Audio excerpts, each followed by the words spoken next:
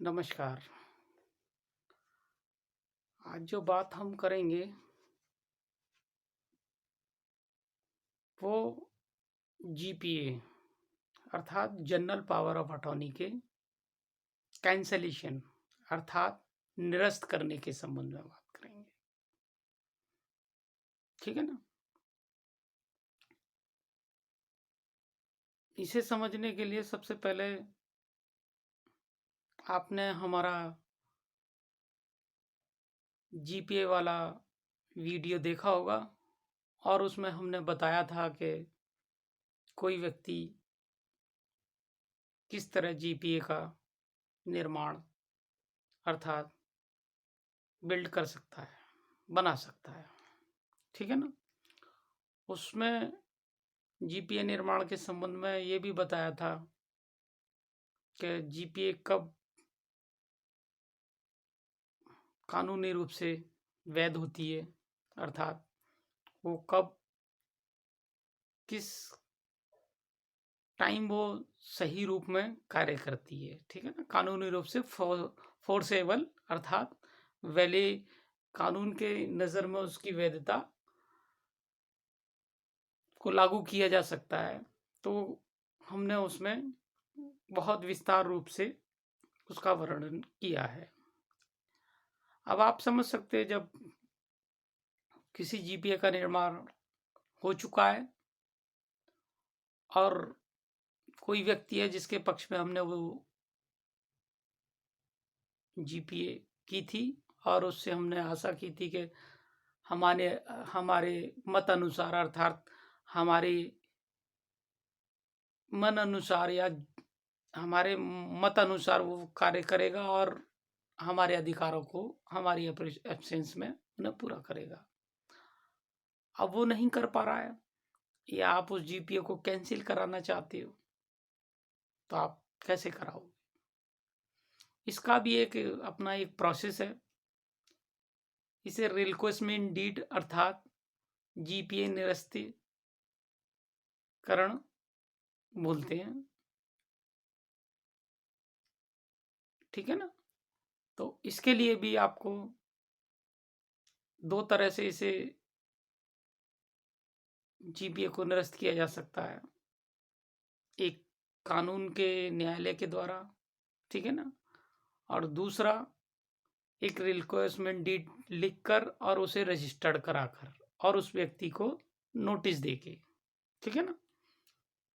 तो अब GPA cancellation हो सकती है।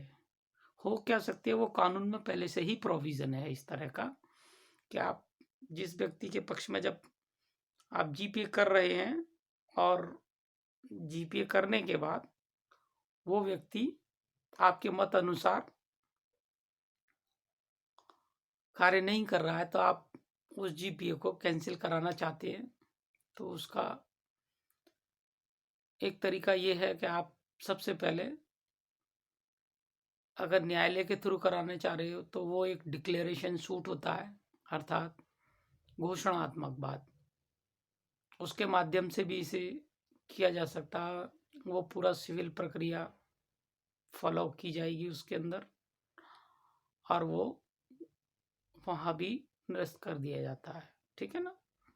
जिस तरह एक सिविल केस के स्टेजेस अर्थात फंक्शंस होते हैं, वो आके ऑब्जेक्शन लेगा या नहीं लेगा, कोर्ट उन्हें बुलाएगी और जिसने ये जीपीए किया हुआ था, जिसके फेवर में किया हुआ था, ठीक है ना, अब उसे कैंसिल करना है तो वो उस संबंध में बताएगा कि मैं क्यों कैंसिल कर रहा हूँ। ठीक है ना। कोर्ट उस बात को सेटिस्फाइड होगी कि हाँ भाई ये ठीक कह रहे हैं या गलत कह रहे हैं, सबूत के तौर पर वो ठीक है, तो कोर्ट उनकी बात मान लेगी। तो एक इस तरीके से भी जीपीए का कैंसिल किया जा सकता है। ठीक है ना। अब इसमें एक दूसरा तरीका ये है कि जब जीपीए कानून बना था उसी के अंतर्गत किसी जीपीए को कैंसिल करने का भी प्रावधान दिया गया था। ठीक है ना। अब उसमें दूसरा जो प्रावधान है वो प्रावधान क्या है आप समझिए, क्योंकि उसके अंतर्गत भी एक रिलिक्विशमेंट डीड अर्थात निरस्त जीपीए निरस्त डीड अर्थात विलेख लिखा जाएगा। जीपीए निरस्त विलेख, जनरल पावर निरस्तीकरण विलेख, मतलब संबंध में समझिए कि उसे खत्म करने वाला एक डीड बनेगा, ठीक है ना, देसी भाषा में। तो उसके लिए आपको सबसे पहले एक डीड बनवानी होगी, और डीड बनवा के रजिस्ट्रार साहब के जहाँ भी रजिस्ट्रार ऑफिस हैं, सरकारी कार्यालय दे रखे हैं, वहाँ जाना होगा। और वहाँ जाने के बाद आपको उस रिलकसमेंट को रजिस्टर्ड कराना होगा, और वहाँ से एक नोटिस जाएगा उसके लिए, जिसके पक्ष में आपने जीपीए की थी। तो वो नोटिस उसे इतला देगा कि आपने के पक्ष में जो जीपीए बनाई थी फलाने व्यक्ति के द्वारा, अब वो निरस्त कर दी गई है, और उसके संबंध में ये दस्तावेज का निर्माण किया गया है, और ये रिलकसमेंट डीड है। आपको कुछ कहना है तो आप यहाँ आ सकते हैं, ठीक है ना। वो अपना ऑब्जेक्शन रजिस्ट्रार साहब के यहाँ फाइल कर सकता है। लेकिन जो मालिक होता है वो मालिक होता है। तो अब मालिक ने किसी कारण के वजह से दिया होगा, कोई ना कोई कारण देना होता है कि भाई हमने इस वजह से जीपीए से बाहर कर दिया है या जीपीए निरस्त कर दी है, और जिन अधिकारों को हमने कहा था कि आप करिएगा, ये उन अधिकारों को प्रॉपर ढंग से निर्वाह नहीं कर पा रहे थे, इसलिए हमने इन्हें जीपीए से कैंसिल कर दिया है, ठीक है ना।